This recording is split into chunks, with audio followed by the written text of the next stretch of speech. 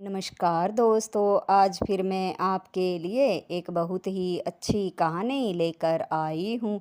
चलिए कहानी सुनते हैं। एक गांव में धनपत नाम का आदमी अपनी पत्नी के साथ रहता था। उसका नाम ही धनपत था। धन के नाम पर उसके पास फूटी कोड़ी नहीं थी, टूटी फूटी झोपड़ी में ही रहता था। दरअसल वह बड़ा ही आलसी किस्म का इंसान था। कोई काम धंधा भी नहीं करता था। सारा दिन बस खाता और घर में ही पड़ा रहता था। उसकी पत्नी ही जमींदार के खेतों में काम करने जाती थी। जो कुछ भी ये कमा कर लाती थी उसी से घर खर्च चलता था। एक दिन धनपत की पत्नी धनपत से कहने लगी, सुनो जी, मेरी बात सुनो। धनपत कहने लगा, क्या हुआ कहो। उसकी पत्नी कहने लगी, देखिए जी, मैं जमींदार के खेतों में अकेली काम करने जाती हूँ और वहाँ जो आदमी काम करते हैं वो सब मेरी तरफ घूर घूर कर देखते हैं, क्योंकि मैं एक औरत हूँ और उनकी बुरी नज़र हमेशा मुझ पर बनी रहती है। मुझे बड़ा अजीब लगता है। आप एक काम कीजिए, कल से मेरे साथ खेत पर चलिए। चाहे आप वहाँ जाकर कुछ काम मत करना, वहाँ पर जाकर बैठ जाना तो लोगों को ये मालूम पड़ जाएगा कि मेरा पति भी मेरे साथ है और वे मुझ पर बुरी नज़र नहीं डालेंगे। धनपत कहने लगा, अरे वाह, तू तो बड़ी सयानी निकली। कर दी ना बेवकूफ़ों वाली बात। तूने तो वही बात कर दी जो एक औरत ने थानेदार से कही थी। उसकी पत्नी कहने लगी, ये कौन सी बात, मुझे बताओ, मैंने ऐसा क्या कह दिया जो गलत है। तब धनपत कहने लगा, सुनो, एक बार एक औरत थी, वो सज धज कर अच्छे से तैयार होती थी। जब उसका पति घर से बाहर चला जाता था तो वह छत पर चढ़ जाती थी और गली में झांक कर देखा करती थी। आने जाने वालों की नज़र भी उस पर पड़ ही जाती थी तो वे भी उसे देखते रहते थे। फिर उसने एक दिन थाने में शिकायत दर्ज कराई कि उसके पड़ोसी उस पर बुरी नज़र रखते हैं। थानेदार भी उस दिन खाली बैठा था। उसने सोचा, क्यों ना इसी एक की जो है कंप्लेन दूर कर देता हूँ। वह उसके साथ उसके घर चला गया और कहने लगा, अब बताओ, तुम्हें लोग बुरी नज़र से कहाँ से देखते हैं।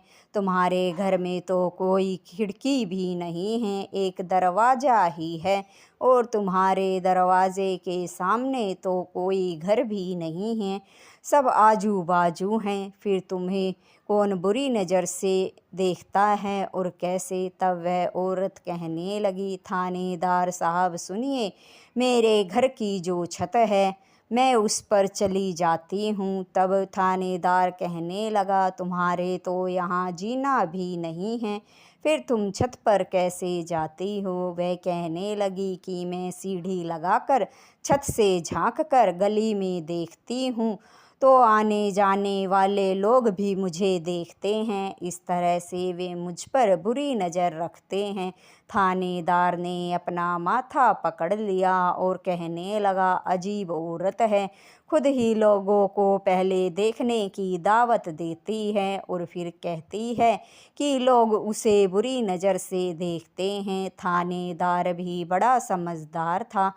वह उस औरत के घर की जो छत पर चढ़ने वाली सीढ़ी थी वो उठा कर ले आया और कहने लगा, आज के बाद तुम्हें कोई भी बुरी नज़र से नहीं देखेगा। वही बात तुमने कर दी। अब तुम मेरी बात ध्यान से सुनो। धनपत ने अपनी पत्नी से कहा कि तुम्हारे पास जितना भी सजने संवरने का सामान है वो मुझे दे दो, क्योंकि सारे फसाद की जड़ ही यही है। जब तुम इतना सज संवर के खेतों में काम करने जाओगी तो लोग तो तुम पर नज़र रखेंगे ही।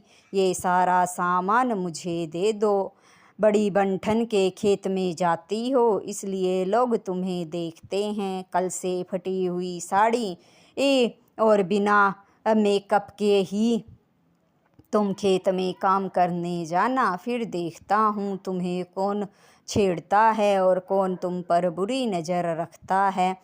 अब जो धनपत की पत्नी थी वो झल्ला उठी और कहने लगी, अजीब बेवकूफ़ आदमी से पाला पड़ा है, खुद तो कुछ करके काम राजी नहीं है और जब मैं करने जाती हूँ तो उसमें भी मेरी ही गलती निकालता है। ये लो, आज के बाद मैं कभी काम करने जाऊंगी ही नहीं। आज के बाद से तुम कमा कर लाओगे तभी मैं घर में खाना बनाऊंगी, वरना ऐसे ही घर में खाली बैठी रहूंगी।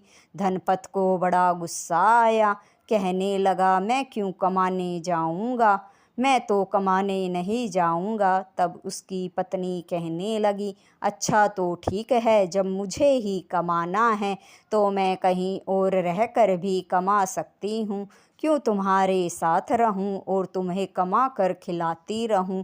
इससे तो अच्छा है मैं किसी दूसरे आदमी के साथ रह लूं और वहाँ भी तो मुझे कमा कर ही खाना है, तो मैं यहाँ से क्यों न चली जाऊं, तुम्हारा भी बोझ क्यों ढोऊं। पत्नी की ये बातें सुनकर धनपत के कान खड़े हो गए। वह मन में सोचने लगा कि अगर ये सच में मुझे छोड़कर चली गई तो मेरा क्या होगा, मेरे खाने पीने की व्यवस्था कहाँ से होगी।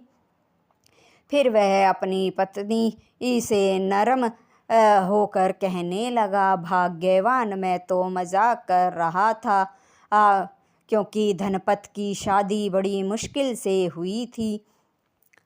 अब उसे यह डर लगने लगा कि कहीं सच में वह उसे छोड़कर चली गई तो दोबारा उसकी शादी भी नहीं होगी। भला कौन अपनी बेटी की शादी एक कामचोर से करेगा। तो धनपत ने अपनी पत्नी को मक्खन लगाना शुरू कर दिया और कहने लगा, भाग्यवान, मैं तो ऐसे ही कह रहा था, आज के बाद तुम कभी काम करने नहीं जाओगी, मैं ही काम पर जाऊंगा और जो भी कमा कर लाऊंगा उसी से तुम घर चलाना।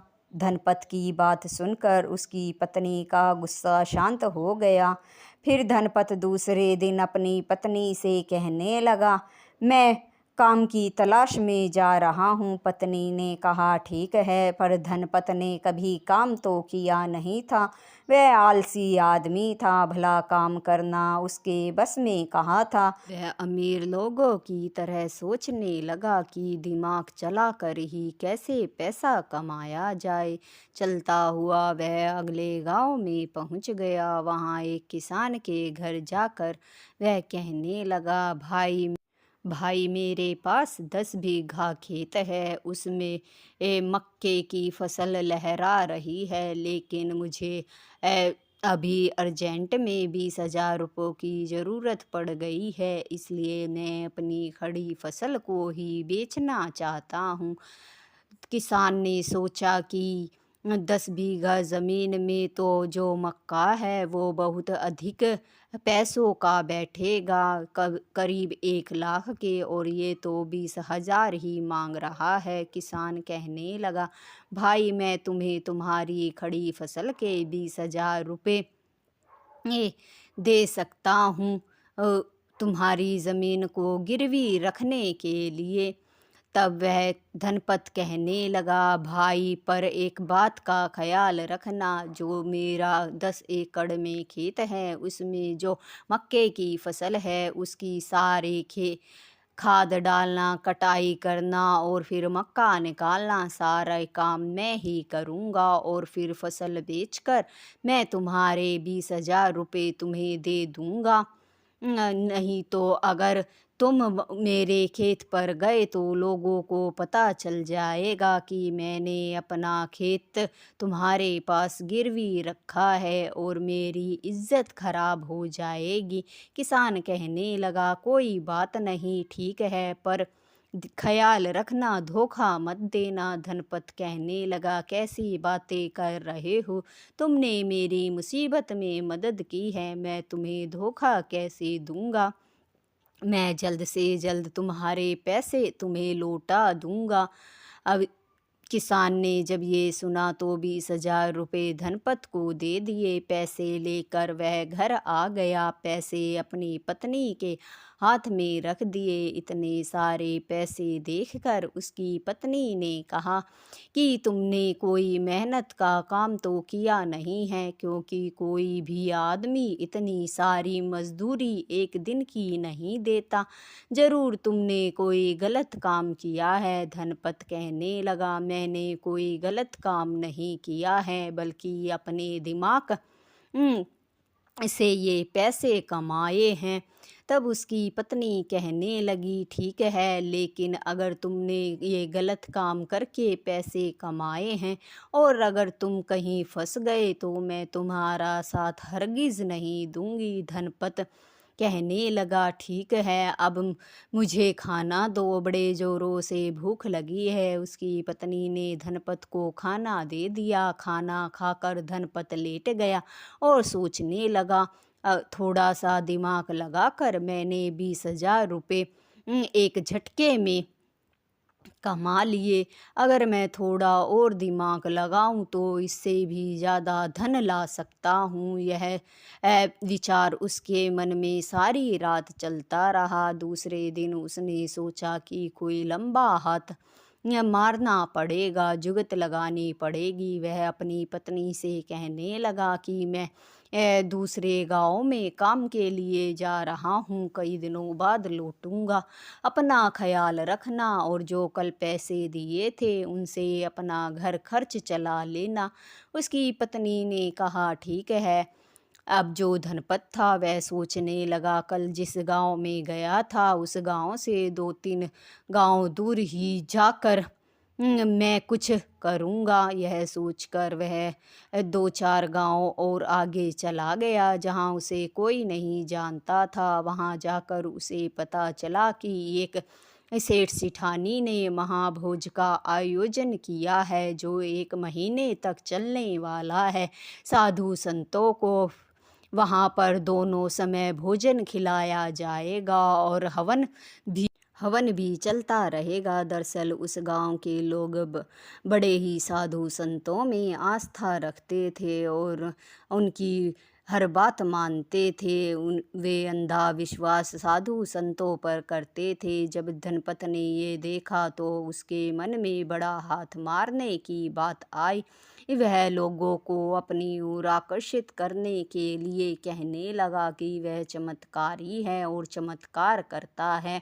वह तंत्र विद्या भी जानता है। बहुत सी गंवार औरतों को उसने तंत्र मंत्र के द्वारा कुछ सिद्धियां भी दी थी, जिससे उन लोगों ने फ़ायदा उठाया था। तो उसकी चर्चा उन औरतों ने दूसरी औरतों में कर दी कि यह साधु तो बड़े ही चमत्कारी हैं, जो कहते हैं वो कर देते हैं और हर चीज़ को डबल करना भी जानते हैं।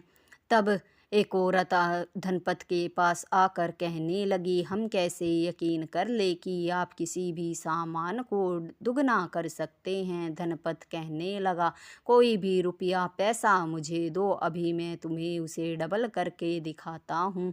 तब वह कहने लगी, अगर तुम लेकर भाग गए तो? तब धनपत कहने लगा, मैं तुम्हारे कुछ रुपए लेकर अमीर थोड़ी ना बन जाऊंगा।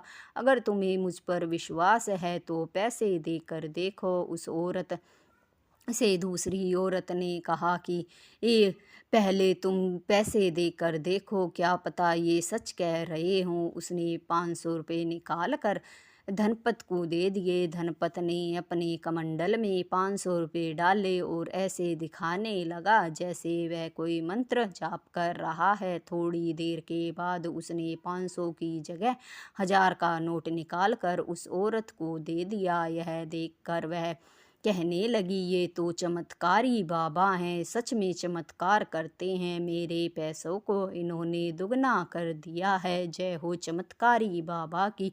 वे उस औरत ने ये बात सारे गांव में फैला दी कि चमत्कारी बाबा हैं, किसी भी चीज़ को दुगना कर देते हैं।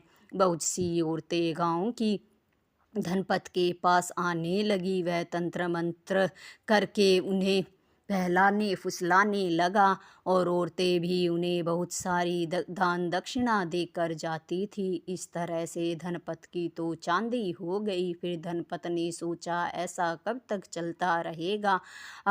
जो भंडारा और हवन है वो भी समाप्त होने वाला है। इससे पहले ही मुझे बड़ा हाथ मारना होगा। वह मन में उस बारे में सोचने लगा। फिर उसने उस औरत से कहा कि जिस जिस को अपने पैसे जेवर गहने या कोई भी सामान दुगना कराना है वो मेरे पास अगर अमावस्या के दिन लेकर आए तो मैं उस के सामान को दुगना कर सकता हूँ। तब उस औरत ने ये बात सारे गांव में फैला दी। सारे गांव के आदमी और औरत अपने अपने पैसे जेवर गहने लेकर धनपत के पास आ गए। उसके पास इतना सारा पैसा इकट्ठा हो गया जिसे देखकर वह ललचा गया। उसने लोगों से कहा कि इतने सारे पैसे को डबल करने में तो और 24 घंटे का समय लगेगा। 24 घंटे के बाद ही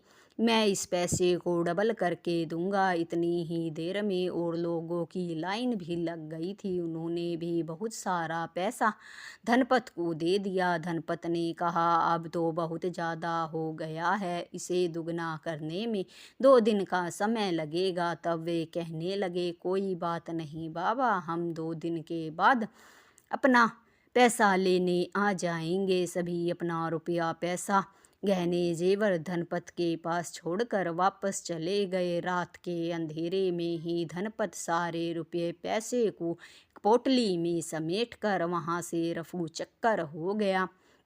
वह यह भी देख रहा था कि कोई उसे जाते हुए पीछा तो नहीं कर रहा, पर उसे कोई दिखाई नहीं दिया था। लेकिन एक औरत उसका कई दिनों से उसके ऊपर नज़रें गड़ाए रखी थी। वह जानती थी कि वह कोई साधु नहीं है, वह तो लोगों को ठग रहा है, पर वह भी बड़े मौके की तलाश में थी। छोटे मोटे माल से उसका भी क्या होने वाला था। अब उसे पता चल गया था कि सारे माल को लेकर वह चंपत हो रहा है, तो वह भी उसका पीछा करने लगी। सुबह होते होते वह दूसरे गांव पहुंच गया। चलते चलते थक गया था तो एक पेड़ के नीचे खेतों में जहाँ कोई नहीं था वहाँ पर जाकर बैठ गया। इतनी ही देर में वह औरत भी वहाँ पहुँच गई।